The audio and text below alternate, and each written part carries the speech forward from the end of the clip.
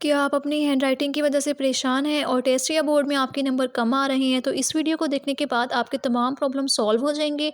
Video को and तक देखिएगा, बिल्कुल भी स्किप मत कीजिएगा। वीडियो स्टार्ट करने से पहले चैनल को सब्सक्राइब कर लें ताकि आपको मेरी हर वीडियो मिलती रहे। अब वीडियो स्टार्ट करते हैं। Aslam dear students, I hope you all are doing really good. Welcome back to my YouTube channel. आज की इस वीडियो में मैं आपको सिखाऊंगी कि आपने उर्दू के पेपर में अपने पेपर को खूबसूरत कैसे बनाना है। ठीक है, तो उसके लिए मैं आप लोगों के साथ कुछ टिप्स शेयर करूंगी, वो आप लोगों ने अपने पेपर में ज़रूर अप्लाई करनी है ताकि उससे आपका पेपर और ज़्यादा खूबसूरत हो और नंबर भी अच्छे आ सकें। अब यहाँ पे पहले होता है हमारा हिस्सा इंशाई एमसीक्यूज के बाद, जो हमारा मारूजी हिस्सा होता है। उसके बाद हमारा आता है हिस्सा अव्वल, जिसमें हमने तशरीह करनी होती है, या एक हिस्सा अव्वल होता है, एक हिस्सा दोम होता है, जिसमें हमारे सवाल जवाब खुलासा वगैरह दिया होता है उर्दू में बोर्ड के एग्जाम में। ठीक है, उसके बाद मैं यहाँ पे सवाल नंबर 2 लिखने लगी हूँ। आपने जो सवाल अटेम्प्ट करना है आपने उसी की हेडिंग देनी है, सवाल नंबर 2 नहीं लिख देना। इस चीज़ का लाजमी ध्यान रखना है। ये नंबरिंग ही कभी कभी आप लोगों को ना ले डूबती है, पेपर में नंबर फिर कम आते हैं। क्योंकि आप लोगों ने ना नंबर जो है सवाल का वो गलत दिया होता है। मैं यहाँ पे आज आप लोगों को सवाल अटेम्प्ट करना सिखाऊंगी, जो मुख्तसर सवाल होते हैं। तो इसको देखते हैं आज हम, मुख्तसर जवाबात। अब आप ये देख लें कि मैं आज आप दूसरा मार्कर यूज कर रही हूँ 605। कलम मार्कर 605 होता है मास्टर का, तो आप लोगों को ये बाजार से मिल जाता है। फिर आप लोगों ने इसके नीचे ये लगा देना है। और यहाँ पे कुछ लोग लिखते हैं इंशाइया। इंशाइया वर्ड नहीं होता। आप अपने बोर्ड को पेपर को देखेंगे ना, तो उस पर इंशाई लिखा होता है। तो आप लोगों ने वही लिखना है जो पेपर में लिखा हुआ है। ठीक है, अब मैं यहाँ से आप लोगों को बताऊंगी कि आपने पूरा सवाल बोर्ड में नहीं लिखना। सवाल की सिर्फ एक शॉर्ट हेडिंग खुद फाइंड करनी होती है सवाल में से, और उधर से ढूंढ के आपने खुद लिखना है। ठीक है, तो अब मैं फॉर एग्जांपल मुझे सवाल नंबर 1 नहीं आता, जो हमें शॉर्ट क्वेश्चंस दिए हुए हैं। मैं 1 को स्किप करूंगी, सेकंड वाला अटेम्प्ट करूंगी। तो जो मैं अटेम्प्ट करने जा रही हूँ मैंने उसी की नंबरिंग देनी है। ये नहीं कि मैं दूसरा अटेम्प्ट कर रही हूँ और मैं नंबरिंग पहले की दे रही हूँ। अगर आप नंबरिंग गलत देंगे तो आपका जो सवाल है वो ऑटोमेटिक गलत कर दिया जाएगा, चाहे आपने आंसर सही दिया हो। अब मैं मैट्रिक का कोई क्वेश्चन उठा लेती हूँ कि अल्लामा इकबाल ने मुसलमानों के लिए अलग वतन का मुतालबा कब और कहाँ किया था। तो हम क्या लिखेंगे? अलग वतन का मुतालबा। अब बजाय इसके कि मैं पूरा लिखने बैठूं और टाइम ज़ाया करूं, तो आप लोगों ने सिर्फ शॉर्ट हेडिंग देनी है, अलग वतन का मुतालबा। मैंने आप लोगों को बेसिक सारे सिखा दिए हैं राइटिंग के। वो वीडियोस आप लोगों ने पहले देख लेनी है, उसके बाद इनकी तरफ आना है, ताकि आप लोगों की जो राइटिंग है वो मजीद बेहतर हो जाए। अब ये मैंने 605 से लिखा था सारा, ये मैंने 604 से लिखा है, जिससे मैंने आप लोगों को अलिफ बेहरूफ तहज्जुद सारी लिखने सिखाई थी, और जो दो हरफी लफ्ज हमने सीखे थे। इसका आंसर आपने पेन से लिखना है, ये वाली लाइन छोड़ देनी है और इस लाइन से इसको लिखना है। फिर अल्लामा इकबाल। पेन आप कोई भी यूज कर सकते हैं जो आपको अच्छा लगता है, जिससे आपकी राइटिंग अच्छी आती है। और जो सन वगैरह है आप उसे हाईलाइट कर दें ऐसे, वो अच्छे लगते हैं लिखे हुए। जो चीज़ हाईलाइट हो जाती है ना पेपर में, हाईलाइट जहाँ पे हो सकता है उसे कोशिश किया करें कि वो हाईलाइट कर दें। इलाहाबाद के मकाम पर मुस्लिम लीग के अजलास में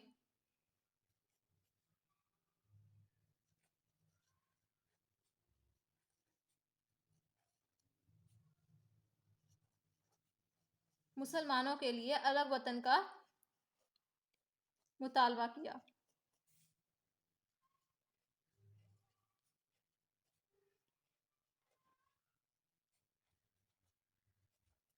अब यहाँ पे आपका सवाल हुआ कंप्लीट। आपने लेनी है मार्कर और यहाँ पे एक लगा देनी है लाइन। ये लाइन बोल्ड करके क्लियर लगानी है, ताकि एक चेकर को पता हो कि आपका एक सवाल यहाँ पे कंप्लीट हो गया है। जब आप यहाँ पे लाइन नहीं लगाते ना, फिर पता है क्या होता है, उसे लगता है कि यहाँ पे सवाल कंप्लीट नहीं हुआ, और वो सवाल कभी कभी नंबरिंग नहीं नजर आती, और वो सवाल जो है फिर वो दो सवालों के आप लोगों को एक साथ नंबर मिलते हैं, यहाँ से भी नंबर कटते हैं फिर। अब फॉर एग्जाम्पल मैंने सेकंड क्वेश्चन अटेम्प्ट किया था, मुझे फिफ्थ वाला आता, तो मैं फिफ्थ वाले की भी ही हेडिंग दूंगी। ये नहीं कि मुझे फिफ्थ वाला आता है और मैं नंबरिंग दे रही हूँ थर्ड की, तो नंबर फिर आपको नहीं मिलने। नंबरिंग बहुत मैटर करती है बोर्ड में। ठीक है, अब सवाल है नजरिया पाकिस्तान का मकसद। तो यहाँ पे क्या है, तो हमें सवाल यह है, हमने लिखना है नजरिया पाकिस्तान का मकसद। ठीक है,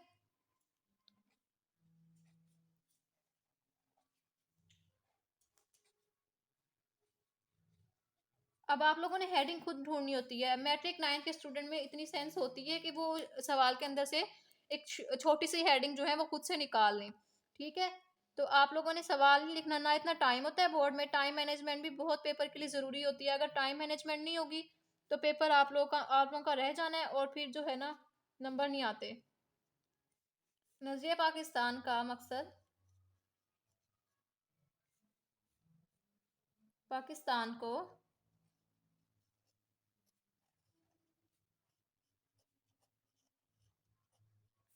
एक इस्लामी और फलाही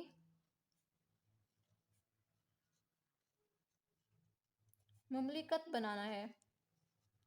ठीक है, अब ये हमारा सवाल कंप्लीट हुआ, हमने यहाँ पे लगा दिए लाइन। ठीक है, अब कुछ सवाल ऐसे होते हैं कि यहाँ पे ये मेरा सवाल जैसे मैंने स्टार्ट किया था, अगर मेरा सवाल यहाँ पे एंड हो रहा है और नीचे 3-4 लाइनें बचती हैं, एक लाइन आप लगा दोगे यहाँ पे सवाल के एंड होने की, पीछे बची 3 लाइनें। अब आप क्या करेंगे कि यहाँ पे नंबरिंग देंगे, यहाँ पे हेडिंग देंगे, और फिर ये लाइन छोड़ के अगले पेज पे जवाब नहीं लिखेंगे। आपने 3 लाइनें सिंपल छोड़ देनी है, इसका कोई इशू नहीं होता। नेक्स्ट पेज आपने खोलना है और वहीं पे आपने पूरा सवाल लिखना है। ऐसे ही आप लोगों ने अपने सवाल सारे अटेम्प्ट करने हैं, चाहे आपका पास स्टडीज़ का पेपर है, आपका इस्लामियात का पेपर है, तर्जमातुल कुरान का पेपर है, जितने भी शॉर्ट क्वेश्चंस आते हैं उर्दू राइटिंग में, तो आपने वो ऐसे ही अटेम्प्ट करने हैं। और ये मेरी गारंटी है, अगर आप ऐसे अटेम्प्ट करते हैं ना तो आपके नंबर कोई नहीं काट सकता।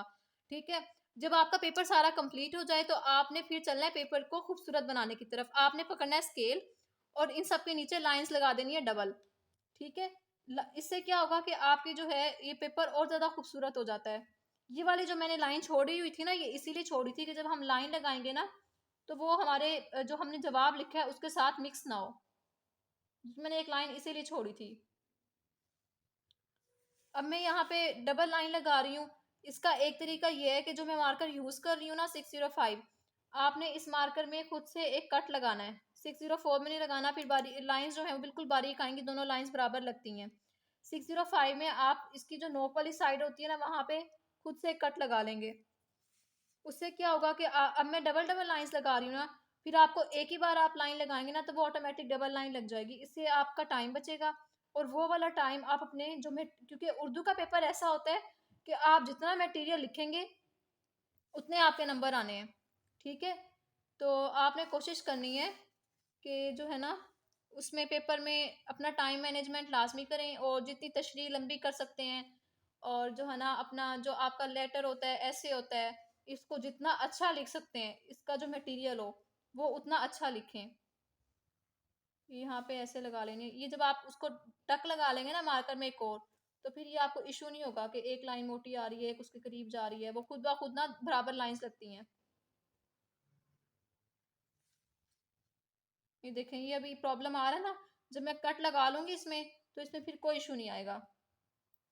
तो आपने पेपर अपना ऐसे अटेम्प्ट करना है, अपने स्कूल के टेस्ट में लाजमी ऐसे प्रैक्टिस करें इनको। तो उम्मीद करती हूँ आप लोगों को ये वीडियो पसंद आई होगी। तो इसको लाइक कीजिएगा, चैनल को सब्सक्राइब करें, ताकि आप लोगों को, अब मैंने सारी बोर्ड के रिलेटेड वीडियोस अपलोड करनी है। पेपर जो है आपके फिजिक्स का है, बायो का है, केमिस्ट्री का है, या इंग्लिश का है, कोई भी सब्जेक्ट है, आपको कोई भी प्रॉब्लम हो किसी भी सब्जेक्ट में, आप कमेंट बॉक्स में बता सकते हैं, मैं उसके रिलेटेड वीडियो अपलोड करूँगी ज़रूर। तो नेक्स्ट वीडियो में आपसे मुलाकात होगी, तब तक अपना बहुत सारा ख्याल रखिएगा। टिल देन, अल्लाह हाफिज़।